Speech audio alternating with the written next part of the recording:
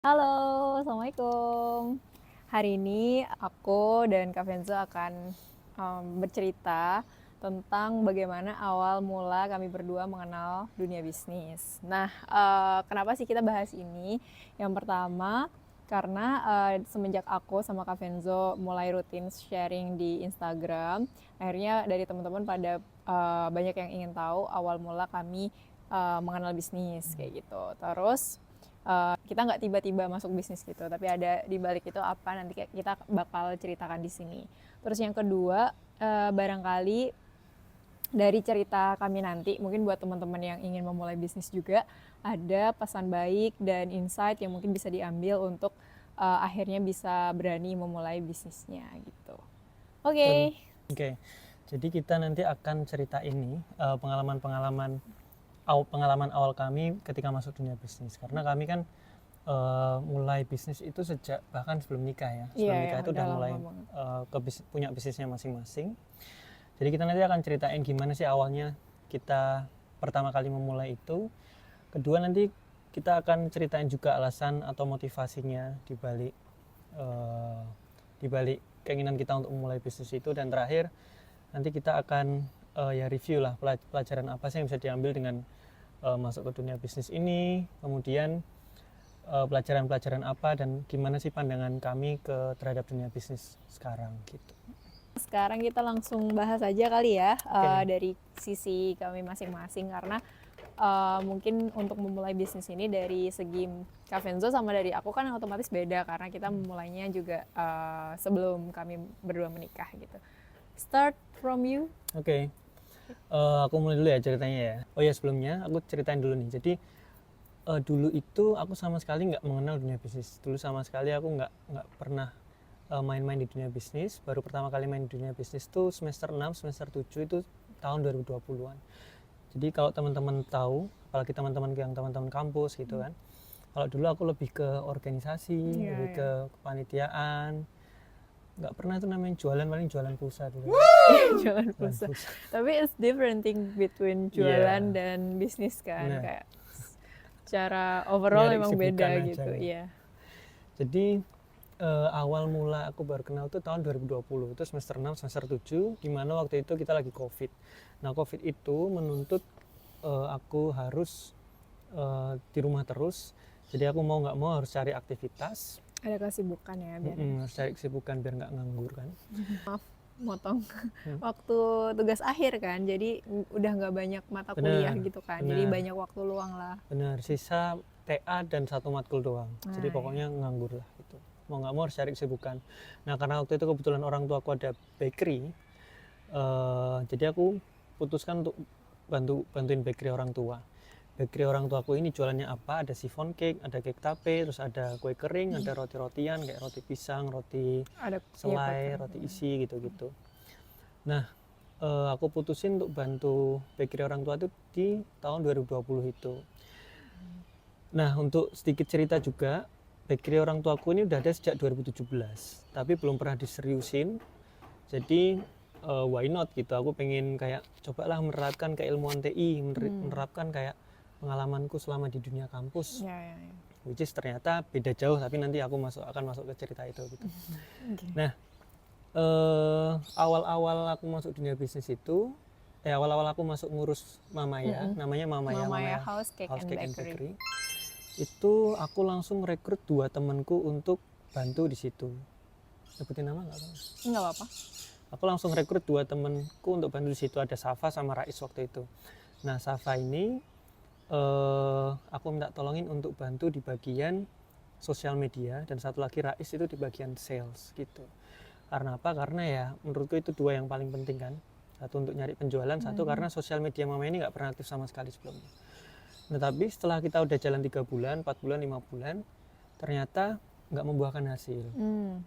Ternyata setelah dievaluasi, customer Mamaya itu nggak ada yang main Instagram, sementara kita explore-nya di Instagram karena kita anak muda, tapi ternyata customer Mamaya itu nggak anak muda, nggak ketemu, jadi nggak maksimal di situ. Nah, setelah itu aku putusin untuk ikut seminar online. Waktu itu ikut seminar online ini didaftarin papaku waktu itu, didaftarin papa itu. iseng aja apa sebenarnya, karena kayak lihat oh ini anaknya pas lagi semangat bantuin mamanya gitu, diikutin lah seminarnya Gratio. Oh, Gratio ya. Aku juga pernah ikut bareng waktu itu. Ada coachnya gitu. Nah itu baru benar-benar membuka wawasanku, membuka kayak oh selama ini ternyata selama beberapa bulan aku bantu mamanya ternyata selama ini itu salah gitu. Karena selama ini aku fokus ke ngembangin Instagram mamanya, tapi ternyata customer mamanya nggak main Instagram gitu. Jadi sebenarnya yang dilakukan selama ini kayak nggak efektif, nggak mendatangkan hasil. Bener sih, bereffort tapi effortnya nggak tepat gitu. Betul. Jadi nggak produk market fit lah, produknya itu sebenarnya buat siapa, tapi marketingnya malah ke siapa gitu. Nah baru kebuka itu, baru mulailah aku fokus memperbaiki mamanya dengan lebih baik lagi. Nah baru setelah 1-2 bulan ya, karena aku pengen bisa lebih leluasa lagi, lebih fleksibel untuk kayak berinovasi, inisiatif gitu. Aku putusin untuk coba bikin merek sendiri yang lebih relate ke anak muda, karena market orang tua itu aku nggak begitu bisa relate gitu, karena kayak apa ya, kita kan sebagai anak muda kan pasti lebih mudah untuk relate dengan hal-hal yang berkaitan dengan anak muda. Mungkin juga, ini kan. juga ya yang perlu di notes, bahwa ketika kita berbisnis, usahakan sebetapa kita punya ilmunya, at least kita bermain di ranah yang kita paham, kita ngerti atau kita suka gitu. Betul. Karena kalau kita nggak paham sama sekali tentang hal itu, effort yang akan dikeluarkan akan jauh lebih besar gitu, dan trial errornya mungkin akan jauh lebih banyak juga gitu. Betul. Tapi kalau kita udah dive deep ke misal yang anak muda banget, yang misalnya emang itu karakter kita, atau kita tahu tentang dunia itu gitu, itu akan lebih mudah sih, memudahkan. Ibaratnya kayak misalkan bisnis properti untungnya lebih besar, tapi kalau kita tiba-tiba masuk bisnis properti tapi kita nggak punya basicnya, nggak punya pengalamannya, mungkin kalau Bahaya anak juga arsitek sih. atau anak apa mungkin lebih Betul. relate ya. Yeah. Tapi karena kita nggak punya background itu sama sekali, jadi kita pilih yang lebih relate lah, lebih mudah untuk kita pahami customernya gitu. Nah barulah aku bikin yang namanya Hengbo Cake, itu bareng temanku Fikri. Nah itu Hengbo Cake dimunculin nih di sini. Nah di situ baru aku benar-benar niatin nih untuk benar-benar bikin bisnis gitu. Dengan cara pertama aku pikirin produknya apa, kedua marketnya siapa, baru ketiga aku siapin produk dan brandingnya. Waktu itu Fikri, temanku Fikri ini bagian fokus bikin merek, bikin color palette, bikin apa sih itu namanya, karakter apa sih, design kit gitu ya, kayak aset design. Maskot. Oh maskot ya. Penguin. Nah di situ ya itu sih awal mula aku masuk dunia bisnis, langsung aku bikin Hengbo Cake itu. Nah pelajaran bisnis selanjutnya itu aku terapkan di Hengbo Cake itu. Terus habis itu membuat Yobo Space itu ya, tapi itu setelah nikah. Yang studio foto yang Yobo Space itu kami berdua bikin setelah kami nikah. Maret, April, Mei, habis nikah banget ya. Jadi kami menikah Maret, terus dia opening Juli ya, di tahun yang sama. Gitu sih kurang lebih ceritanya. Jadi ini singkat dulu, nanti lebih breakdownnya mungkin ada video lain khusus untuk bahas kayak di Hengbo Cake itu yang kulakuin apa aja gitu. Tapi intinya kurang lebih awal ceritanya seperti itu. Atau nanti kalau teman-teman punya request, pertanyaan dan lain sebagainya yang bisa kita jawab melalui video yang lain, bisa komen di kolom komentar. Betul. Atau DM ke kami juga bisa. Betul. Oke, sekarang gantian ya. Sekarang kamu. Gantian cerita awal aku masuk dunia bisnis gitu. Sebenarnya yang pertama, aku dulu nggak paham nih bedanya antara bisnis sama jualan gitu. Kayak ya yang aku tahu bisnis ya udah berdagang aja kayak gitu. Ternyata bisnis itu lebih ke sistemnya gitu. Aku dulu nggak paham tentang itu. Aku pikir ya udah sama aja gitu. Nah, aku mulai paham tentang bisnis itu ketika kuliah juga sih. Jadi sebenarnya aku mengenal dunia bisnis itu dari semester awal kuliah, semester 3 sih sepertinya ya. Karena semester 1 dan 2 itu kita kan lebih fokus ke, kalau di kuliah, aku sama Kak Venzo kan satu jurusan dan satu angkatan gitu. Jadi di masa itu kami sedang sibuk pengkaderan dan lain sebagainya gitu di perkuliahan semester 1 sampai 2. Terus di semester 3 kita baru setelah diangkat, kita baru fokus ke hal yang ingin kita fokusin masing-masing gitu. Ada yang ke misal ke organisasi kayak Kak Venzo tadi, aku juga organisasi juga, tapi di sisi lain aku coba untuk ikut lomba-lomba. Nah, lomba-lombanya ini kebanyakan yang aku ikutin tuh kayak business plan, business case, dan beberapa hal lain terkait bisnis gitu, misal pitching dan lain sebagainya kayak gitu-gitu. Pokoknya yang selalu relate ke dunia bisnis gitu. Nah, dari situ mulai muncul sense, oh ternyata bisnis itu sekompleks ini ya gitu, bukan sekedar kita jual beli barang dan lain sebagainya gitu. Akhirnya karena orang tuaku, lebih tepatnya keluargaku kayak dari kakek, nenek, dan ibu itu penjahit gitu ya. Jadi di rumah dari dulu udah punya semacam konveksi kecil-kecilan gitu. Jadi dari Mbah Kung tuh sering nerima orderan untuk menjahit kebaya, terus baju seragam dan lain sebagainya, yang jahitannya tuh yang ngedesain iya, yang ngejahit iya, tapi dari situ aku nggak paham kalau itu tuh sebenarnya semua bisa dibuat sebuah sistem yang lebih efisien dan lain sebagainya, dibuat brand sendiri gitu, nggak kepikiran sampai dimana aku akhirnya setelah ikut-ikut lomba dan lain sebagainya itu di semester 3 akhirnya kepikiran dari mulai situ berpikir untuk membuat brand sendiri, nge-rebranding jahitan ibu aku itu untuk aku bikin produk sendiri, aku ngedesain sendiri, itu yang namanya mungkin teman-teman tahu Grita Mora. Nah, Grita Mora ini menjual ini dia. Grita Mora ini menjual muslim fashion untuk laki-laki dan perempuan gitu, bisa customize atau juga mungkin teman-teman yang mau pesan seperti seragam dan lain sebagainya, biasanya kampus-kampus gitu juga banyak yang pesan di Grita Mora gitu. Nah, itu semenjak itu aku juga akhirnya mulai belajar sedikit demi sedikit karena ternyata tidak semudah itu untuk menjalankan sebuah bisnis gitu teman-teman. Terus setelah itu aku coba buat belajar lebih banyak lagi, termasuk masih ikut lomba-lomba terus itu sampai hampir akhir perkuliahan, termasuk pas waktu TA sama kan skripsi itu kita COVID ya, akhirnya di rumah terus cari kesibukan apapun lah, semua itu kan saat itu virtual gitu. Jadi aku juga tetap mencoba ikut lomba, dan waktu itu aku bikin satu brand lagi bersama teman aku. Itu brand minuman susu kedelai yang mungkin teman-teman tahu namanya Haibin. Nah, Haibin ini awalnya adalah produk yang dihasilkan dari aku ikut lomba di Brawijaya Entrepreneurship Festival gitu. Tapi nggak menang. Nah, aku kan terlanjur janji sama teman aku kalau menang itu bisa buat modal, kita bisa bikin bisnis gitu. Nah, akhirnya ternyata kita cuma sampai semifinal. Semifinal gitu. Terus akhirnya gimana nih, dilanjutin nggak gitu. Terus kata temen aku, nggak apa-apa lah, kita lanjutin aja dengan modal yang seadanya gitu. Akhirnya jalanlah itu brand yang kedua, itu Haibin. Jadi pas aku sebelum nikah itu udah ada usaha Grita Mora sama Haibin gitu. Nah, terus berarti yang Yobo ya. Nah, yang Yobo itu baru kita buat setelah nikah. Itu ceritanya itu kita waktu itu lagi main ke Pare. Terus kita tahu ada teman kita, Mas Angga dan sama Azza. Mereka punya self photo studio juga. Kita terus datang ke mereka. Karena Om Budi kan juga bikin dari dulu sih, kalau Om Budi udah dari lama banget, udah tahun aku masih SMP apa ya, atau aku masih SD gitu ya, itu udah punya studio Ravenala studio foto, dan emang jago fotografi juga, jadi belajar dari beliau gitu. Terus kita karena melihat ada potensi karena pasar yang kalau biasanya besar.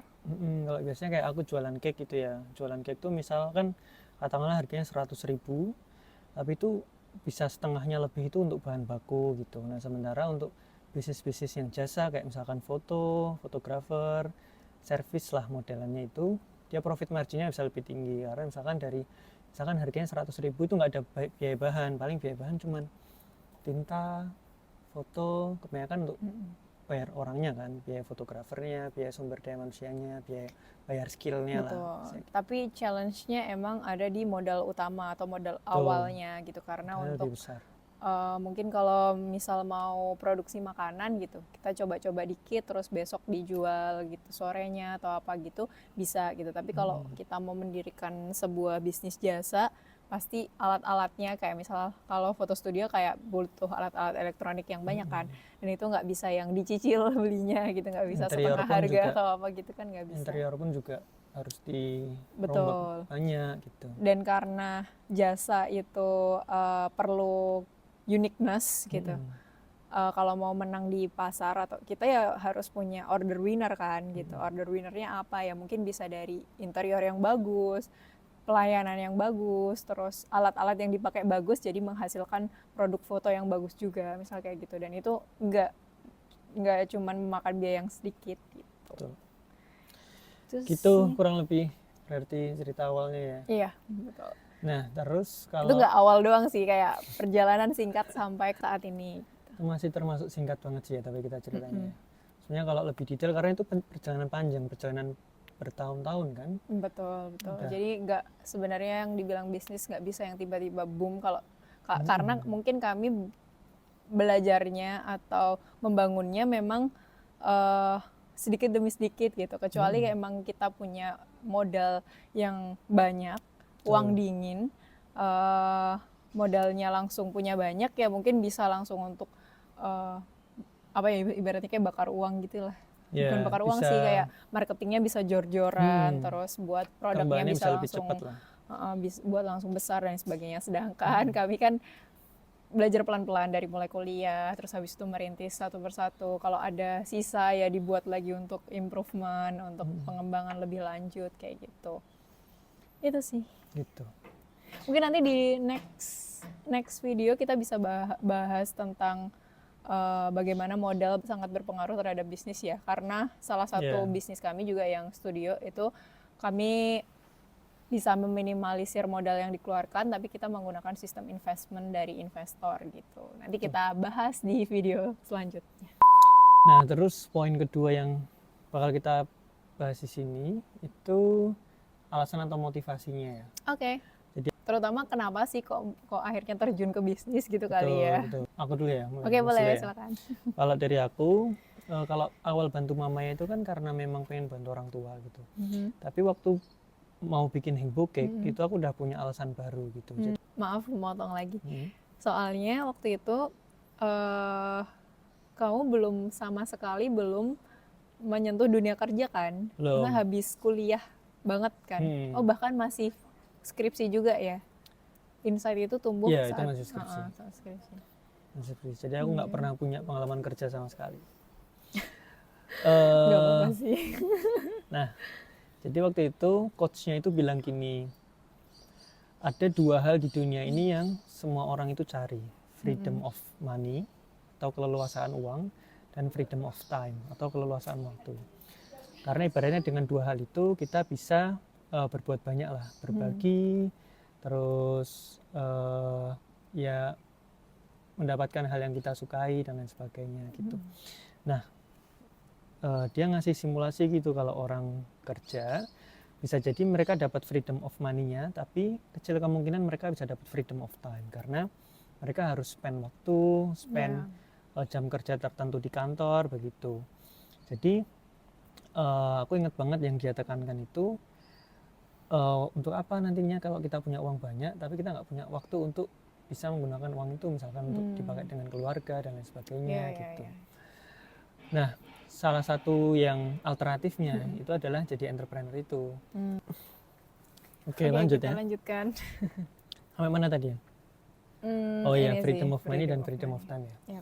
Jadi ada satu pilihan lagi, entrepreneur, di mana lebih memungkinkan untuk bisa dapat freedom of money dan freedom of time gitu.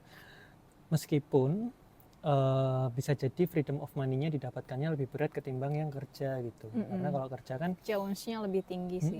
Kalau kerja kan kita bisa langsung dapat jaminan, kita setiap bulan pasti dapat.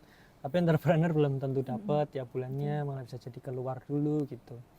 Tapi ya dengan alasan itulah makanya aku ambil pilihan untuk jadi entrepreneur, karena aku pengen ngejar yang namanya freedom of time dan freedom of money. Tapi setiap orang pasti punya prinsip dan priority masing-masing kan. Betul.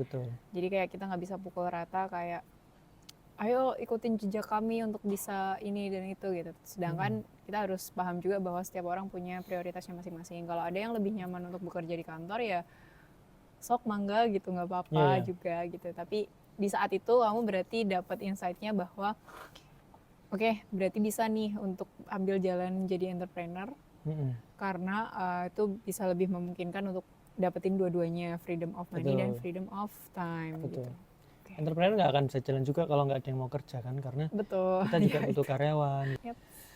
gitu. Nah, terus alasan keduanya sama pengen ini sih, pengen explore limit diri sendiri aja, karena rasanya dengan jadi entrepreneur itu kita bisa bereksperimen, menuangkan pikiran, menuangkan ide, pengen bisa explore lebih. Meskipun aku nggak pernah merasain kerja di kantor ya, bisa jadi kerja di kantor juga bisa sama bereksplorasinya juga, tapi aku ngerasa di entrepreneur ini kita lebih bisa menentukan jalan sendiri lah, kayak besok pengen ngapain, kita pengen ambil langkah apa hari ini, mau ambil langkah yang seberapa besar gitu. Ya, benar-benar. Nah, kalau ada apa nih? Kalau dibilang alasan utama kenapa akhirnya milih bisnis gitu ya, mungkin kalau dari aku lebih dari awal banyak belajar itu dari mulai lomba-lomba tadi yang aku ceritain, sama itu. Terus yang kedua, sebenarnya kalau dari aku sendiri, semenjak aku sebelum lulus kuliah itu aku udah bekerja di salah satu startup di Indonesia gitu. Boleh disebut nggak sih? Boleh. Aku kerja di Ruang Guru jadi business operation. Lagi-lagi emang megangnya tentang business things sih gitu. Cuman aku merasakan banyak belajar dari situ. Terus aku melihat ada potensi bahwa aku bisa menjalankan atau mencoba untuk bikin sebuah bisnis gitu. Jadi dan ada opportunity-nya juga. Jadi aku melanjutkan itu gitu. Terkait dengan motivasinya, sebenarnya hampir sama. Aku pengen nyalurin skill atau keterampilanku, tapi nggak yang terikat di waktu yang 9 to 5 gitu. Jadi kalau Mas Adi kan mungkin nyebutnya itu sebagai freedom of time gitu ya. Dan aku pengennya juga aku punya skill apa nih dan aku bisa ngelola seperti apa, tapi nggak yang saklek harus di jam segini sampai jam segini kayak gitu. Karena kalau dari aku sendiri punya prioritas untuk kayak gimana kita punya waktu lebih untuk bisa main bareng orang tua, main bareng keluarga dan sebagainya gitu. Karena salah satu ketakutan terbesar, aku kan anak pertama, Mas juga anak pertama, mungkin kita sama-sama relate ya gitu. Ketakutan terbesar kami sebagai anak pertama ya kita berkejar-kejaran dengan usia orang tua kita gitu. Jadi kalau nggak nyisihin banyak waktu dengan orang tua kapan lagi sih gitu. Nah akhirnya salah satu hal yang bikin aku untuk ya udah kita bisnis aja biar waktunya lebih fleksibel gitu. Itu adalah hal itu. Terus waktu itu aku mikir juga karena aku udah sempet kerja di startup plus kayak ikut project pemerintahan juga dan lain sebagainya gitu. Aku mikir dari situ aku lihat yang paling bisa aku pilih yang mana misal kayak gitu. Terus kalaupun nanti harus kerja 9 to 5 aku juga harus punya side hustle nih untuk yang bisa dijalankan sampai nanti masa tua gitu. Aku nggak pengen yang kayak nanti selamanya kerja di kantor kayak gitu, tapi juga at the end punya bisnis yang bisa jalan autopilot dan lain sebagainya kayak gitu. Itu motivasi kedua yang aku pengenin kalaupun aku dulu melanjutkan untuk kerja di kantoran ibaratnya kayak gitu. Tapi kan qadarullah aku nggak tahu ya kalau tiba-tiba akhirnya kita menikah di akhir tahun dan lain sebagainya gitu. Terus kalau motivasi yang ketiga adalah aku mikir ketika kita punya kebebasan untuk mengatur bisnis kita sendiri secara fleksibel dan lain sebagainya. Salah satu hal yang aku cita-citakan dari dulu adalah aku pengen bisa bermanfaat lebih buat entah itu keluarga, entah itu orang sekitar gitu. Jadi ketika kita punya kebebasan untuk mengatur hal itu, maka kita juga bebas untuk mengatur porsi-porsinya. Misalkan hasil dari bisnis itu untuk disedekahkan kah atau apa gitu. Jadi kayak kita punya keleluasaan lah untuk mengatur itu lebih baik gitu. Untuk bersedekah dengan membuka lapangan kerja, otomatis kan dengan kita nge-hire satu karyawan itu tuh akan memberikan satu pintu pengharapan untuk kehidupan orang lain gitu menurut aku. Gitu. Keren. Nah, terakhir mungkin pandangan saat ini ya, kira-kira pandangannya setelah saat ini, mungkin terus setelah kita menjalani banyak proses untuk ya sekarang juga masih belajar sih, tapi Mm-mm. kita udah kayak belajar tentang dunia bisnis Ya, mungkin cukup lama dari masa kuliah sampai sekarang, mungkin ada kalau 5-6 tahun ya, lebih kalau ya, dari kuliah ya sekitar ya segitulah segitulah, mungkin. segitu. Jadi nggak yang tiba-tiba. Nah di sini aku juga mau ngasih pandangan aku dan pandangan Kak Venzo terkait dengan apa yang kita rasakan tentang bisnis saat ini gitu. Mas Lu apa tadi? Silakan. Mas Lu. Mas Lu. Jadi pertama aku nggak nyesel sama sekali sih untuk masuk ke dunia bisnis ini karena kayak seru, challenging, terus banyak belajar juga kayak kayak apa yang dipelajari di kuliah itu banyak yang dipelajari ya waktu kuliah ya, tapi itu akan kayak keriset lagi gitu kalau kita memulai bisnis dari nol, karena itu kebanyakan ilmu-ilmu yang kita pelajari itu untuk perusahaan yang udah settle gitu kan. Sementara Betul. untuk Sisi bisnis yang idealnya masih ya. kecil, bisnis yang bangun dari nol itu masih harus belajar lagi, banyak yang harus dipelajari lagi. Jadi seru, challenging gitu. Dan di satu sisi lain juga tanggung jawab semakin besar karena dengan kayak sekarang udah ada belasan karyawan gitu, kita juga pasti mereka menaruh harapan ke kita gitu. Kita juga pengen kasih yang terbaik buat mereka gitu. Jadi pasti ada tanggung jawab yang lebih besar. With great power comes great responsibility kan. Yoi. Terus terakhir apa ya, kayaknya belajar bisnisnya emang belajar seumur hidup gitu. Jadi ya terus ku jalani aja gitu. Ya alhamdulillah sekarang pendapatan ada, cukup bisa untuk memenuhi kebutuhan sehari-hari, bisa untuk memberi, alhamdulillah gitu. Meskipun aku yakin ya kalau mau dibanding-bandingin pasti ada juga yang Udah jauh lebih sukses. jauh lebih sukses di usia yang sama, mungkin ya dengan dunia kerja atau mungkin dengan dunia entrepreneur yang sama. Tapi aku menikmati ini sih, kayak ritmenya kita bisa atur sendiri. Iya, Terus ya, betul. karena kita punya target yang nggak ambisius itu sampai kita menghalalkan segala cara. Iya. Dan terus nggak punya waktu, nggak kan, jadi kita tetap bisa ngeluangin waktu, tetap ya gitu lah, menurutku semua jadi balance gitu. Ya, aku setuju di part yang mungkin kita melihat banyak orang yang lebih sukses daripada kita gitu di dunia bisnis, tapi sebenarnya itu tergantung juga nggak sih gimana kita memaknai sebuah kesuksesan itu gitu. Maksudnya ketika kita ngukurnya dari cuman income-nya, misal besar-besaran income atau besar-besaran revenue, besar-besaran duit lah, diukur dari duitnya, itu memang lebih banyak orang yang mungkin bisa ditakar lebih sukses gitu daripada kami gitu. Tapi kami balik lagi, setiap orang punya prioritas masing-masing, setiap orang punya impian masing-masing. Nah, ya tugas kami membandingkannya ya dengan kami yang sebelumnya gitu. At least kita sekarang yang kita jalani sudah lebih baik dan lebih bermanfaat daripada sebelumnya, berarti kita sudah sukses untuk mencapai mimpi kita gitu. Nggak perlu bandingin dengan orang lain. Cukup kalau misal mau lihat orang lain ya ambil itu sebagai semangat gitu, tapi jangan dijadikan sebagai ambisi baru untuk mengalahkan orang tersebut atau mencari validasi dari orang lain dengan menghalalkan segala cara kayak gitu. Jangan sampai sih. Betul. Kayak gitu. Mas pernah dengar kata-kata gini, kalau kita bisa menjadi lebih baik, kita bisa 1% lebih baik dibanding diri kita yang kemarin, hari ini 1% lebih baik aja, itu cuman butuh 3 bulan untuk bisa dapat 100%. Iya benar. Iya nggak? Betul, Kan 1% per hari, per hari. 100% itu 100 hari, 100 hari itu 3 Ya bulanan. 3 bulan lah. 3 bulanan gitu. Jadi kita cukup fokus ke hal-hal kecil untuk ngembangin bisnis, ngembangin diri gitu. Nanti nggak kerasa kita pasti udah akan banyak hal yang kita pelajari gitu. Agree. Jadi itu kurang lebihnya teman-teman semua.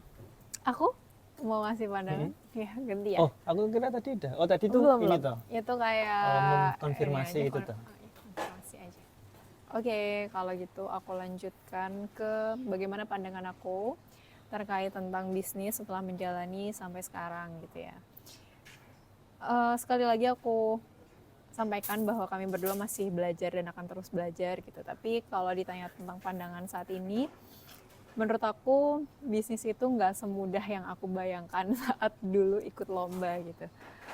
mungkin pas waktu lomba kita ada asumsi-asumsi yang bisa digunakan, terus batasan-batasan tertentu yang bisa dipakai untuk mengerjakan lomba tersebut dan lain sebagainya gitu. Meskipun lombanya judulnya business plan, business case dan sebagainya, itu menurut aku itu tuh it's totally different dengan kalau kita menjalankan bisnis secara langsung gitu, aslinya gitu. Karena pada saat aslinya kasus-kasus yang harus dihadapi dan diselesaikan, obstacle yang datang dan lain sebagainya itu jauh lebih banyak daripada yang diberikan di dalam lomba gitu. Itu yang pertama. Terus meskipun meskipun dulu aku dan tim sering juara juga untuk ngerjakan case-case lomba, tapi aku yakin deh ketika kalau misalnya aku dihadapkan langsung untuk ngerjain bisnis secara langsung dan terjun, tetap aja nggak akan jadi juara. Bukan nggak akan jadi juara sih, tapi kayak karena bisnis emang serumit itu gitu, faktornya banyak gitu. Constraint-nya banyak banget dan seringkali datangnya bersamaan. Betul, gitu. Mungkin kalau di perlombaan kita bisa milah-milah ya, ini dimasukin sini. Kalau di lomba tuh kayak gitu. Kita nggak ada batasan modal gitu. Betul, kita nggak ada batasan waktu. Itu sih tadi yang aku bilang asumsi ya, banyak menggunakan asumsi dan batasan gitu. Sedangkan kalau pas waktu real case saat bisnis, menjalankan bisnis langsung ya mau nggak mau harus diatasin semuanya dalam satu waktu gitu. Terus yang kedua menurut aku lebih rumit dan menantang. Aku sepakat banget sama yang bilang Kak Venzo tadi bahwa ya bisnis is fun and challenging gitu. Karena banyak hal-hal yang nggak terduga ketika kita jadi pengusaha. Dan itu menurut aku bisa jadi berkah juga. Hikmahnya adalah itu jadi pengalaman yang mahal harganya gitu. Karena setiap pengusaha pasti akan menemukan case-case yang berbeda-beda untuk diselesaikan dalam bisnisnya gitu. Dan itu tuh nggak yang bisa kita cari solusinya by textbook gitu. Jadi kita harus mikirin kayak gimana. Mungkin secara teori oke lah kita tahu teorinya gimana, tapi pas menerapkannya pasti akan banyak sekali faktor yang perlu dipertimbangkan dan benar. Jadi nggak ada sih kalau di bisnis mungkin ya ini benar ini salah gitu nggak, tapi which one yang bisa kita pilih untuk bisa menghasilkan keputusan yang terbaik, yang terbaiknya ini bisa berdampak baik ke bisnis kita dan tidak merugikan orang lain gitu sih. Yang paling susah di situ. Terus yang ketiga menurut aku, pandangan aku adalah ini mungkin akan ngasih insight ke teman-teman juga yang pengen memulai bisnis. Jangan berharap atau jangan berekspektasi bahwa bisnis itu pasti untung gitu. Kita harus mikir bahwa yang pasti dari sebuah bisnis itu adalah ruginya gitu.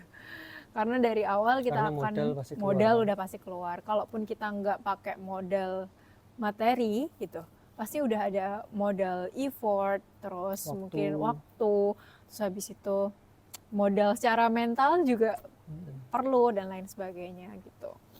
Karena banyak juga yang teman-teman yang pengen mulai bisnis tapi pas udah mulai nawarin jualannya misalnya pakai sistem PO gitu ya, yang nggak pakai modal duluan untuk bikin produknya, ada teman-temannya yang kayak sekarang jualan gini gitu. Itu kan sebenarnya kita butuh mengeluarkan modal mental kita kan gitu. Nggak bisa yang kayak setelah dibilang seperti itu terus kita udah deh jadi nggak semangat dan sebagainya. Nah di situ perlunya modal mental tuh di situ gitu. Terus yang terakhir mungkin pandangan aku tentang bisnis, ya bisnis tuh seru untuk dijalani, tapi memang ya harus hati-hati banget gitu. Karena bukan lagi tentang diri sendiri, tapi udah menyangkut tentang produk apa yang kita hasilkan, produknya bagus atau enggak, bermanfaat untuk masyarakat luas atau enggak, atau yang beli itu. Plus kita juga punya karyawan. Sangat ini ya, silau. Kita udah punya banyak karyawan juga, otomatis kita melibatkan banyak orang lain di dalam bisnis tersebut. Jadi ya memang harus hati-hati karena memang berhubungan dengan orang lain gitu sih. Itu berarti ya. Sebenarnya sudah sangat panjang, tadi niatnya bikin videonya pendek, tapi ternyata seru juga untuk menceritakan semua ini. Semoga ada pesan-pesan yang baik yang bisa diambil oleh teman-teman. Mungkin dari Kak Venzo terakhir ada saran nggak? Agak sini Kak. Ada saran nggak buat teman-teman yang mau memulai bisnisnya? Apa ya? Pertama harus cari motivasi yang kuat dulu. Bukan berarti teman-teman ketika kerja atau belum punya bisnis itu salah, enggak, karena kita nggak akan tahu kapan kesempatan itu datang ke kita. Cuman kalau teman-teman mau mulai bisnis, saranku mulai dulu aja, tapi tetap aja siapin modal gitu, karena emang bisnis itu yang pasti ruginya karena modal pasti keluar tapi untungnya belum pasti masuk gitu. Kedua, coba cari orang-orang yang bisa dukung impian teman-teman itu. Misal deketin teman-teman, cari teman yang udah pernah punya pengalaman di dunia bisnis, tanya-tanyain, minta-mintain tips dan lain sebagainya gitu, karena itu membantu banget. Itu sih.